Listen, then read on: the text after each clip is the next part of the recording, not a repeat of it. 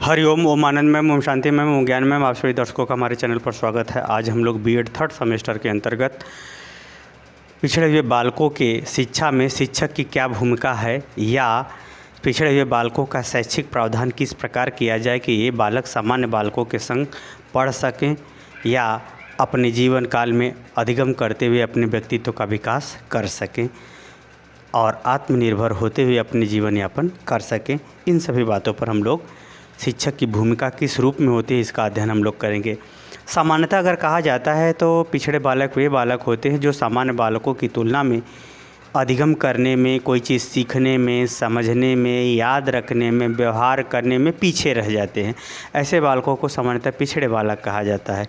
लेकिन पिछड़े भी बालक जो है दो प्रकार के होते हैं। एक सामान्य रूप से पिछड़े बालक, एक होते हैं विशिष्ट रूप से पिछड़े बालक। जो सामान्य रूप से पिछड़े बालक होते हैं वे प्रत्येक गतिविधि में पीछे रहते हैं सामान्य बालकों की तुलना में। इनका सामान्यतः IQ लेवल जो है 85 से नीचे ही माना जाता है, 85 से कम ही माना जाता है। यदि हम विशेष प्रकार के पिछड़े बालकों की बात करें तो ऐसे बालक जो कुछ क्षेत्रों में पीछे रहते हैं लेकिन कुछ विशेष क्षेत्रों में या कई क्षेत्रों में थोड़ा आगे भी रहते हैं, सामान्य बालकों की तरह रहते हैं या उनसे भी आगे रहते हैं। जैसे उदाहरण के लिए लिया जाए तो जैसे क्रिकेटर है, बहुत से ऐसे क्रिकेटर भी हैं जो पढ़ने में बहुत कमज़ोर रहे लेकिन खेल के मैदान में विशेष हो गए। यानी कला में विशेष हो जाना, गीत संगीत में विशेष हो जाना, नृत्य में विशेष हो जाना, किसी चीज़ का जैसे मजाक उड़ाने में या कोई जोक करने में विशेष हो जाना, कला में विशेष हो जाना। यानी उसका कुछ क्षेत्रों में वो पिछड़ा रहता है और कुछ क्षेत्रों में जो है वो विशेष हो जाता है। तो ऐसे भी जो है बालकों को जो है विशेष प्रकार का पिछड़े बालक कहा जाता है। सामान्यतः जो बीएड के अंतर्गत जो बालकों के रूप में पिछड़े बालकों के रूप में जो देखा जाता है वो ज़्यादातर शैक्षिक पद्धतियों से ज़्यादा संबंधित होता है। परंतु जो इनकी विशेषता है दोनों प्रकार की होती है। एक सामान्य रूप से जो सभी विषयों में पीछे रहते हैं, दूसरा विशिष्ट रूप से जो कुछ विषयों में पीछे रहते हैं, कुछ विषयों में आगे रहते हैं। ये दो प्रकार के बालकों के शिक्षा व्यवस्था के अंतर्गत अध्यापक किस प्रकार से अपनी भूमिका अदा करेगा उसका अध्ययन हम लोग इस वीडियो के अंतर्गत करेंगे। आइए हम लोग देखते हैं इन सामान्य रूप से अध्यापक किस तरह से इनके शैक्षिक जीवन में या व्यवहारिक जीवन का विकास करते हुए इनके व्यक्तित्व का विकास करने में अपनी भूमिका अदा करता है। पहला है शिक्षण विधि। सामान्य रूप से ऐसे जो विद्यार्थी होते हैं वे जो है सामान्य बालकों की तुलना में जो है कोई चीज़ सीखने में, याद रखने में या व्यवहार में परिवर्तन आने में पीछे रह जाते हैं सामान्य बालकों की तुलना में। तो अध्यापक किस प्रकार भूमिका अदा करेगा? तो शिक्षण विधि। अध्यापक शिक्षण को यानी पढ़ाने वाले जो कार्य है उसको विशेष ढंग से करे, सरल बना के करे, उपयुक्त उदाहरण दे, उपयुक्त विधि का निर्माण करे, उपयुक्त उपकरणों का यानी प्रोजेक्टर का, कहीं स्लाइड का, कहीं चित्र का, कहीं जो है आवश्यक सामग्री का उपयोग करे ताकि वह पढ़ाए तो रुचिपूर्ण ढंग से पढ़ाए, एकदम सरलतम ढंग से पढ़ाए। जैसे आप लोग भी जानते हो कि जो टीचर अच्छे ढंग से सरल ढंग से बताता है उसका नाम अपने आप विद्यार्थियों के माध्यम से अपने आप ही प्रचार प्रसार उसका होता चला जाता है। तो ऐसे अध्यापक को शिक्षण विधि को अपनाना चाहिए, पूर्व नियोजित होकर के पाठ्य योजना बना करके उसे पढ़ाना चाहिए ताकि सामान्य बालकों के संग पिछड़े बालक यानी जो थोड़ा सीखने में पीछे रह जाते हैं वे भी क्या हो, उसको उस विषय में रुचि उत्पन्न हो सके, उस विषय को आसानी से सीख सके। यानी उपयुक्त शिक्षण विधि, जैसे शिक्षण विधि में कहाँ व्याख्यान देना है, कहीं श्यामपट्ट कौशल का प्रयोग करना है, कहाँ जो है प्रश्न का प्रयोग करना है, कहाँ उसे व्यवहारिक उदाहरण देना है, कहीं समानार्थी उदाहरण देना है। इन सब बातों का अगर वो ध्यान रखता है तो जो है पिछड़े हुए बालक सामान्य बालकों की तरह सीखने में सफल हो जाते हैं। दूसरा अगर हम बात करें अभिप्रेरणा। अभिप्रेरणा का अर्थ होता है कि ऐसे ढंग से बात विचार व्यवहार करना या ऐसी बातों को बताना है कि जिससे सामने वाले की कार्य क्षमता में वृद्धि हो जाए। अभिप्रेरणा का अर्थ होता है कार्य क्षमता में वृद्धि करना ही अभिप्रेरणा। जैसे मैं या कोई और आपको समझाया बुझाया तो 4 दिन पढ़े, फिर उसके बाद वही हालत हो गई तो आप 4 दिन तक अभिप्रेरित रहे। तो अभिप्रेरित का मतलब ये होता है कि उसकी कार्य क्षमता में वृद्धि हो जाए। तो अध्यापक को क्या करना चाहिए कि पिछड़े हुए बालकों को अभिप्रेरित करना चाहिए। उचित शब्द का प्रोत्साहन दे, थोड़ा बताएं बहुत शाबाशी दे। एक प्रकार से उनको जो है हमेशा इस ढंग से शब्दों का, इस ढंग से प्रश्नों का, इस ढंग से शिक्षण विधियों का प्रयोग करे, इस ढंग से व्यवहारों का प्रयोग करे कि यदि वो थोड़ा भी अनुकूल परिणाम देते हैं या सही उत्तर देते हैं तो उस पर शाबाशी उनको दे। उनको पुरस्कार दे, शाब्दिक पुरस्कार दे, या ऐसे बालकों को जो है एक प्रकार से शब्द संबोधन या कोई स्मृति चिन्ह या कोई अन्य फंक्शनों में अगर वो अच्छा कार्य किया है तो उसमें एक प्रकार से उसको एक पहचान देना आवश्यक होता है। इस प्रकार से जब अभिप्रेरित करेगा टीचर तो उसको उस विषय में, उस कार्य के प्रति विशेष रुचि उत्पन्न हो गया है। जैसे ही रुचि उत्पन्न होता है तो दिमाग उस क्षेत्र में और ज़्यादा सक्रिय रूप से कार्य करता है और आसानी से वो बढ़ जाता है। तो जब अभिप्रेरित करता है तो जो विशिष्ट प्रकार के जो पिछड़े बालक होते हैं, इनका करियर सहजता से ही निर्माण होना विद्यार्थी के माध्यम से शुरू हो जाता है। तो अभिप्रेरित शिक्षक को विशेष रूप से करना चाहिए। सभी पिछड़े हुए बालकों को उन पर ध्यान देना चाहिए, उनको हमेशा सकारात्मक संबोधन देना चाहिए। नकारात्मक संबोधन दे करके अभिप्रेरणा को कम नहीं करना चाहिए, बल्कि सकारात्मक संबोधन दे करके, अच्छे शब्दों का संबोधन दे करके उसे प्रोत्साहन देना चाहिए ताकि वो पढ़ सके। अगला विशिष्ट कक्षा, ऐसे बालकों के लिए सामान्य कक्षा में तो उनको पढ़ाया ही जाना चाहिए। समावेशी शिक्षा के अंतर्गत आप जानते हैं कि सभी प्रकार के बालकों को एक साथ अध्ययन कराया जाता है ताकि वो समाज की मुख्य विचारधारा और समाज की मुख्य आवश्यकता, समाज की प्रतिस्पर्धा, समाज के परिवर्तन और समाज में विभिन्न स्वरूपों की जो गतिविधियां वर्तमान में चल रही हैं उसकी मुख्य धारा से वे जुड़ सके। तो जो समावेशी शिक्षा के अंतर्गत इनको भी सामान्य कक्षा में ही सामान्य विद्यार्थियों के संग पढ़ाया जाना चाहिए। परंतु जब उनको अध्यापक समझ लिया है, उसको पहचान कर लिया कि ये बालक पिछड़े, तो उनके लिए एक अलग से भी कक्षा प्रतिदिन हो सके तो प्रतिदिन ले लेना चाहिए। उसी विषय को दोबारा पढ़ा देना चाहिए, या हफ्ता में 2-3 दिन हो सकता हो तो 2-3 दिन वह विशेष रूप से पिछड़े हुए बालकों के लिए कक्षा ले करके उसी विषय को पढ़ा देना चाहिए, दोबारा पढ़ा देना चाहिए और सरल ढंग से बता देना चाहिए ताकि ऐसे बालकों को अधिगम होने में या कोई चीज़ याद करने में, सीखने में सरलता हो, तो वह अच्छे से सामान्य बालकों की तरह वो भी अपने व्यक्तित्व का विकास या सामान्य बालकों की तरफ से उनको भी जानकारी हो जाती है। आगे अगर हम बात करें तो विद्यालयी वातावरण का विकास करने का तात्पर्य है कि विद्यार्थियों के संग विद्यालय में ऐसा व्यवहार होना चाहिए, ऐसे ढंग का सहयोग होना चाहिए और उनका सभी अध्यापक उनका ध्यान रखना चाहिए और जो उनके अंदर, उनको जो पिछड़े हुए बालकों में जो कुछ विशेषता है उस विशेषता को आगे बढ़ाने संबंधी बातों को भी ध्यान में रखना चाहिए और उनको सहजता से रुचि उत्पन्न करके उन्हें विद्यालय संबंधी कार्यक्रम जो होते हैं, पढ़ाई लिखाई से लेकर के अन्य कार्यक्रमों में भी उनको जो है एक प्रकार से सम्मानजनक स्थिति में या सम्मानजनक भावना से जोड़ना चाहिए ताकि ऐसे बालक विद्यालय में आएँ तो उनको एक प्रकार से पढ़ने के लिए हर अध्यापक द्वारा जो प्रोत्साहन मिलेगा तो अपने आप पढ़ाई करने लगेंगे या अपने आप वो जो है अधिगम करने के लिए तैयार होने लगेगा। तो इस प्रकार से उसका धीरे धीरे जो पिछड़ापन है, जो सामान्य बालकों की तुलना में सीखने में पीछे रह गया है, वो धीरे धीरे सीखते हुए उनकी स्थिति पर, उनके सामान्य स्तर पर आ जाता है।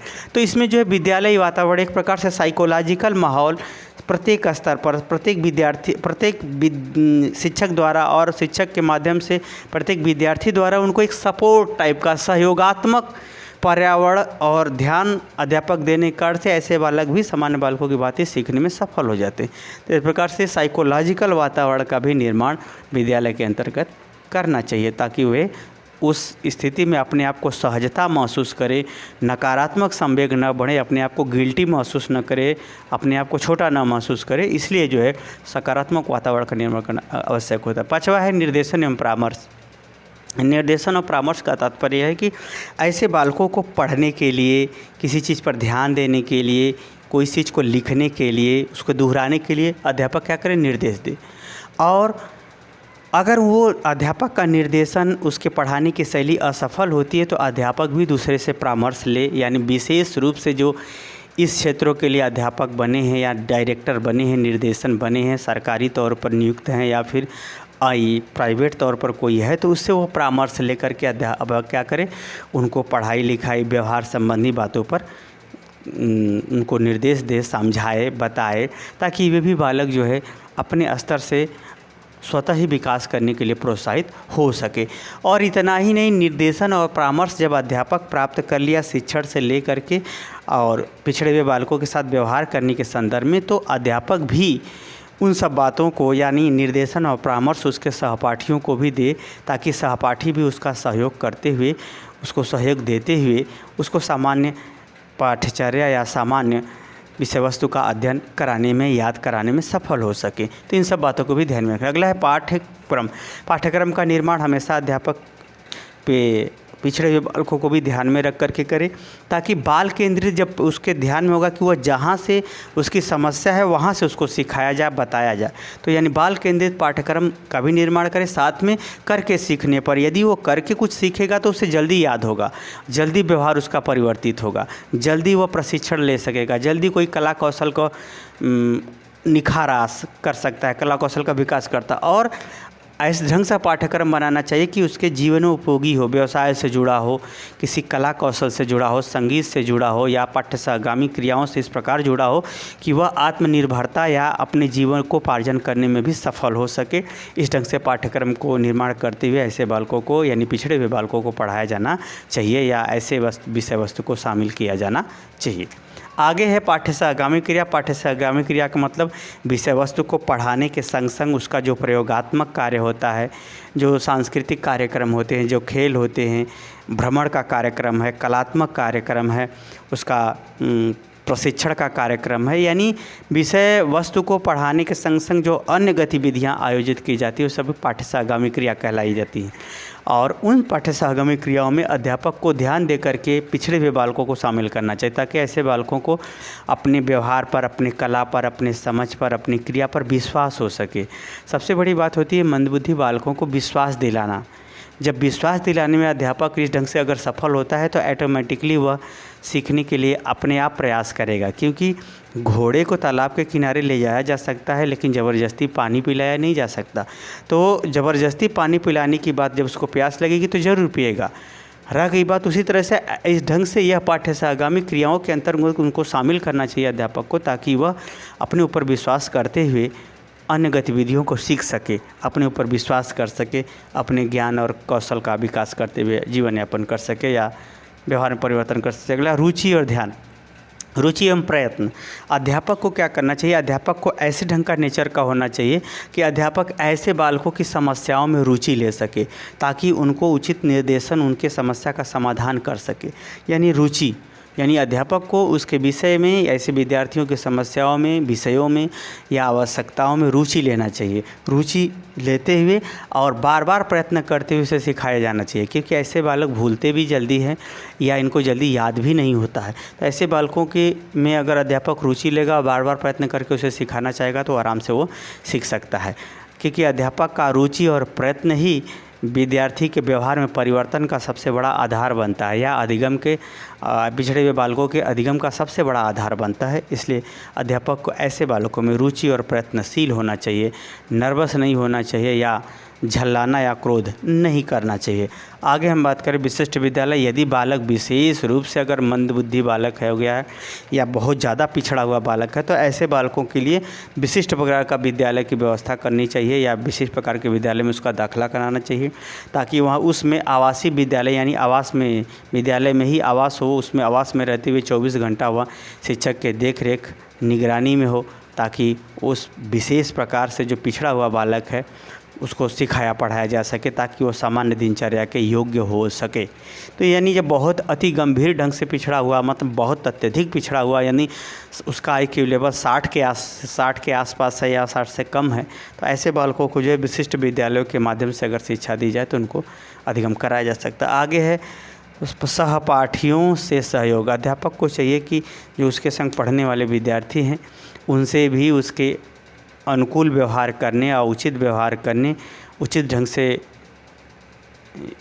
सहपाठी गतिविधियों के अंतर्गत सिखाने, पढ़ाने इत्यादि बातों में सहयोग देते हुए उसके अधिगम कराने में सहयोग दें या उसे याद कराने में अपना मदद दें। तो इनके माध्यम से भी अध्यापक जो है उसको शिक्षा दीक्षा देने में या सिखाने, पढ़ाने में, याद कराने में प्रयास करता रहता है। आगे है सतत एवं व्यापक मूल्यांकन। ऐसे बच्चों का सतत यानी लगातार प्रतिदिन प्रत्येक गतिविधि का जो है उसका मूल्यांकन होना चाहिए, उसका माप होना चाहिए, उसके प्रति एक लेखा जोखा अध्यापक को रखना चाहिए, ताकि उस बालक की विभिन्न स्तरों पर उत्पन्न होने वाली समस्याओं, उसके जो है विभिन्न मानसिक परिस्थितियों और विभिन्न प्रकार के उसके क्रिया किए द्वारा गए प्रयासों का परिणाम भी अध्यापक देखता रहे और उसके हिसाब से उसको तत्काल जो है उसका निवारण भी करता रहे, ताकि ऐसे बालकों को उनके अंदर अगर विशिष्टता है तो विशिष्टता के ही आधार पर उसके गुणों का विकास कराते हुए उसके व्यक्तित्व का विकास किया जा सके।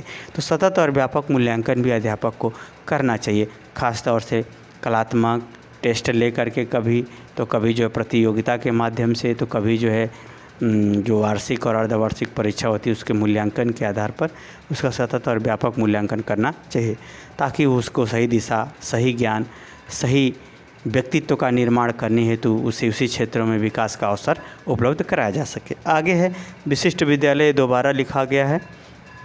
आगे है कक्षा का आकार। सामान्यतः अध्यापक को ऐसे जहाँ पर पिछड़े बालक हैं, जहाँ पर 27% से कम पिछड़े बालक हैं या 10% के लगभग में पिछड़े बालक हैं कक्षा में, तो सामान्यतः इनका आकार छोटा ही रखना चाहिए, लगभग 30-40 बच्चे हों तो अच्छा है, ताकि अध्यापक उनका प्रतिदिन गृह कार्य या अन्य लेखा जोखा क्रियाकलापों को आराम से वो देखते हुए उसका जो है अधिगम कराने पर बल दे सके और अधिगम की प्रवृत्तियों को सही दिशा में या उसके प्रयासों को सही दिशा में मोड़ते हुए उसके अधिगम को बढ़ावा दे सके या अधिगम के लिए प्रोत्साहित कर सके।